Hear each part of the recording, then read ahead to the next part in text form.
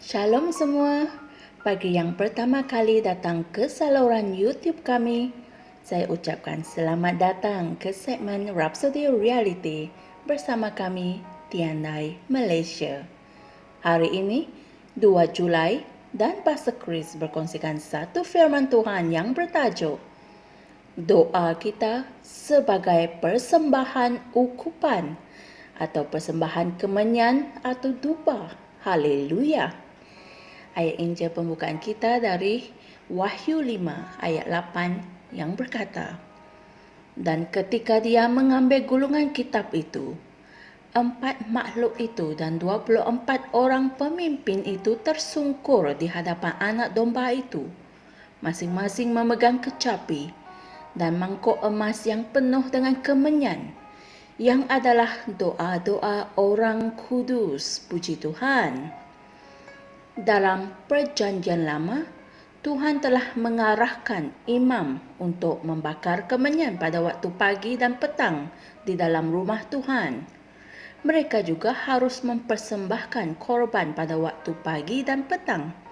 Namun, Alkitab mengatakan semua itu adalah bayangan daripada perkara-perkara yang akan datang, seperti yang tertulis dalam Ibrani 10 ayat 1. Haleluya. Tuhan mahukan sesuatu yang lebih baik dan rohani. Bertahun-tahun kemudian melalui Roh, Rasul Yohanes melihat ke langit dan diperlihatkan kebenaran yang menakjubkan ini, yang tertulis mangkuk emas yang penuh dengan kemenyan, yang adalah doa-doa orang kudus. Terpujilah Tuhan. Apabila kita berdoa di bumi, doa-doa itu datang kepada Tuhan sebagai kemenyan. Amin. Raja Daud mempunyai wahyu tentang hal ini. Tuhan telah membimbingnya untuk memahami bahawa doa kita sebenarnya bagaikan kemenyan di hadapan Tuhan. Haleluya. Maka dia berkata dalam Mazmur 141 ayat 2, biarlah doaku dipersiapkan seperti persembahan ukupan di hadapanmu, dan tanganku yang terangkat seperti persembahan korban pada waktu petang. Haleluya.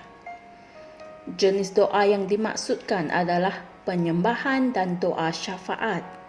Dalam penyembahan, kita mempersembahkan korban pujian kepada Tuhan dengan ucapan bibir, kata-kata pujian dan kesyukuran. Hal ini tertulis dalam Ibrani 13 ayat 15. Haleluya. Doa-doa syafaat kita naik kepada Tuhan, menggagalkan rancangan-rancangan musuh dan mengubah sesuatu di alam syurgawi. Amin. Betapa luar biasa pelayanan syurgawi ini. Puji Tuhan. Fikirkanlah, semasa kita berdoa, kita menghantar kemenyan, aroma bau yang manis, suatu korban yang diperkenankan dan menyenangkan hati Tuhan, yang mengakibatkan perubahan positif berlaku di bumi. Itulah sebabnya kamu harus selalu berdoa. Haleluya. 1 Tesalonika 5 ayat 17 mengatakan, berdoalah tanpa henti-henti. Haleluya.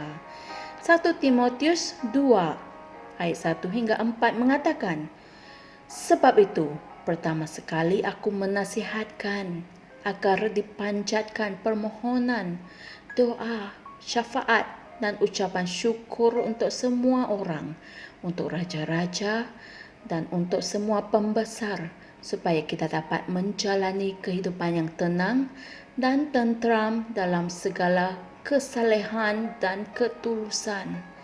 Itulah yang baik dan yang berkenan di hadapan Allah, Juru Selamat kita, yang menghendaki semua orang diselamatkan dan memperoleh pengetahuan akan kebenaran. Puji Tuhan. Sebagai orang kudus Allah, kita memiliki pelayanan berdoa. Amin. Ia merupakan tanggungjawab kita untuk berdoa bagi orang berdosa agar mereka memperoleh keselamatan. Haleluya. Setiap orang daripada kita mempunyai pelayanan penyembahan yang utama, iaitu melayani Tuhan. Amin. Doa-doa syafaat dan penyembahan ini adalah kemenyan di hadapan Bapa. Puji Tuhan. Haleluya. Saudara dan saudari sekalian, mari kita sama-sama berdoa. Ya Bapa, melalui Kristus, aku mempersembahkan korban puji-pujian kepadamu. Doa-doa penyembahan dan syafaat, ucapan bibirku yang penuh kesyukuran mengakui dan memuliakan namamu. Engkaulah Allah yang Maha Kudus dan satu-satunya penguasa, Raja di atas segala raja dan Tuhan di atas segala Tuhan. Engkaulah yang layak mendapat segala pujian dan pemujaan untuk selama-lamanya. Amin. Untuk renungan tambahan, sila pelajari ayat-ayat Injil berikut, iaitu Wahyu 8 ayat 4, Wahyu 7 ayat 11 hingga 12 dan Ibrani 13 ayat 15.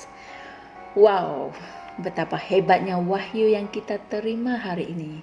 Bayangkan segala penyembahan, puji-pujian kita dan doa-doa kita adalah bagaikan kemenyan di hadapan Bapa. Dan kemenyan itu suatu aroma bau yang manis, suatu korban yang diperkenankan dan menyenangkan hati Tuhan. Haleluya. Jangan lupa subscribe dan kongsikan firman ini dengan teman-teman yang lain agar mereka juga dapat menikmati makanan rohani ini. Jumpa lagi esok dan Tuhan berkati. Shalom. Kami percaya saudara-saudari semua telah diberkati dengan perkongsian firman dari Rhapsody Reality. Bagi sesiapa yang ingin menjadikan Yesus Kristus sebagai Tuhan dalam kehidupanmu, kamu boleh mengucapkan doa ini bersama dengan saya. Ya Tuhan Allah, aku mempercayai Yesus Kristus, Anak Allah yang hidup dengan sepenuh hatiku. Aku percaya Dia telah mati untukku dan Allah telah membangkitkan Dia dari kematian. Aku percaya Dia hidup hari ini. Aku mengaku dengan mulutku bahawa Yesus Kristus adalah Tuhan dalam hidupku mulai dari hari ini. Melalui Dia dan di dalam nama-Nya, aku mempunyai kehidupan yang kekal. Aku telah dilahirkan semula. Terima kasih Allah kerana menyelamatkan jiwaku. Aku sekarang adalah anak Allah. Haleluya. Tahniah, sekarang kamu telah menjadi anak Allah. Untuk apa-apa sebarang pertanyaan atau untuk mendapatkan lebih banyak maklumat mengenai bagaimana untuk bertumbuh sebagai seorang Kristian, anda semua boleh hantar mesej di akaun Facebook kami atau email kami di tni.msia@gmail.com.